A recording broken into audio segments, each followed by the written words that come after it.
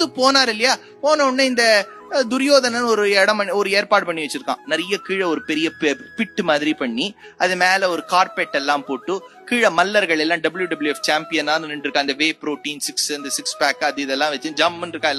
எல்லாரையும் வச்சிருக்கான். கிருஷ்ணர் வந்து உட்காருவார், கீழே வந்துவார், அப்படியே போட்டு அமுக்கிடு, அதுதானே வார்த்தை, அமுக்கிடுங்க போட்டு அப்படின்னு சொன்ன உடனே கிருஷ்ணர் வந்தார். கிருஷ்ணர் கீழே போயிட்டார். கீழே போன உடனே மல்லர்கள் பார்த்தா இவர் ஏற்கனவே வல்லானை கொன்றானை மாற்றாரை மாற்றழிக்க வல்லானை மாயனை மல்லர்களை கொன்று முடித்தவர். ஏற்கனவே இவர் முஷ்டிக சாணூரெல்லாம் கின்னஸ் புக்ல எல்லாம் போயிருக்கார் கிருஷ்ணர். இவாளெல்லாம் கட்டி ஆழ்வது கஷ்டமா, அதனால எல்லா மக்களையும் ஜெயித்து தான் விஸ்வரூப காட்சியை கொடுத்தார்.